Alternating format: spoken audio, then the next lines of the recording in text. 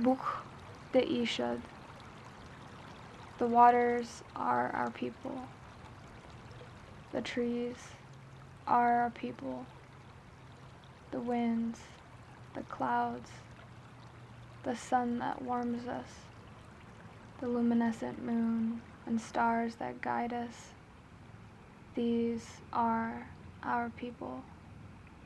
They are our family and our ancestors.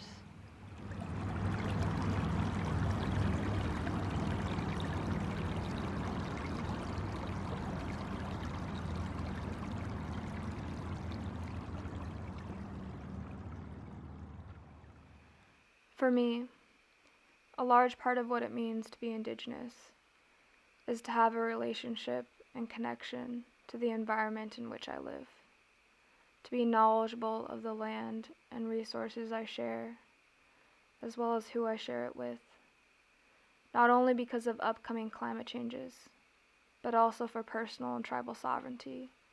I find it to be a perfect time to retrain ourselves in survival skills, the traditions of which our ancestors have passed down to gift us life.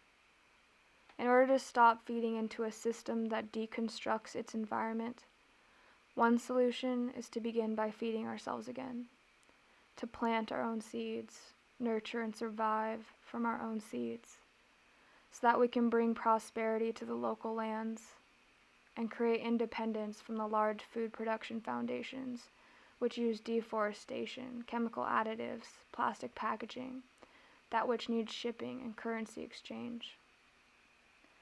Surviving does not have to be based fully upon monetary gains. Surviving can also come from a home garden. It is to know where the water sources are and where they come from.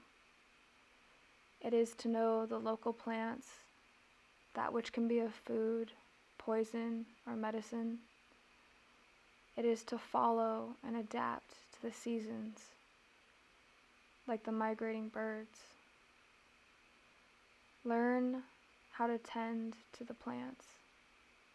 Speak with the food. Speak with the waters. Bukh de Ishad means all my relations.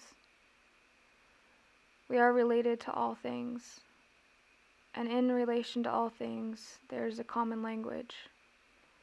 It is the acknowledgement and the respect for the circle of life, the birth, the growth, the learning, adapting, decaying, ripening, dying, the rebirth of ashes. All inhabitants of earth, that of the grasses, or the creatures, or ourselves, are speaking their own experience of this great mystery, their circle of life.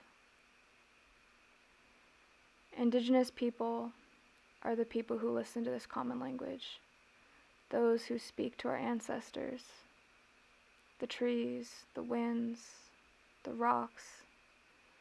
It is from these ancestors that we have learned to survive, and so we pay them homage. It is through them that we may feel the love of generations pulsing through our veins. Because to have a relationship with the environment is also to speak with it and listen to it. Likewise, it is to pray for it. Let thy food be thy medicine, and thy medicine be thy food. Let us generate prosperity and health to be reflected in the health of the earth. Let us be strong for the earth so that she can be strong for us.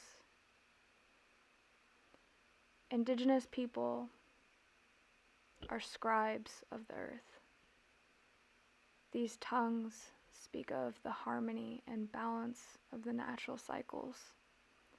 These hands and feet are ready to adapt. The winds are whispering of change, as they always do.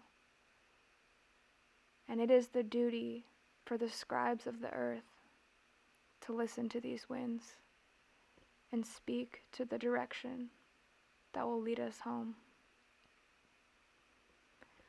We are in a time that needs great leaders, leaders that create more leaders, voices that remind each other of our unity and our compassion, our shared intelligence and tenacity as a human spirit.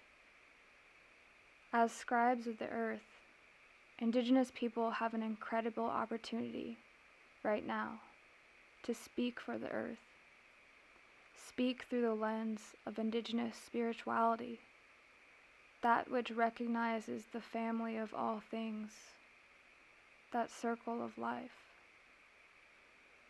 We can heal. The earth can heal. Furthermore, it can prosper. We can prosper. Plant this seed and speak it into existence. This is the power of our prayers, of our culture, and our traditions. I'd like to end with a quote from Floyd Red Crow Westerman. Time evolves and comes to a place where it renews again. There is first a purification time, then there is a renewal time. We are getting very close to this time now.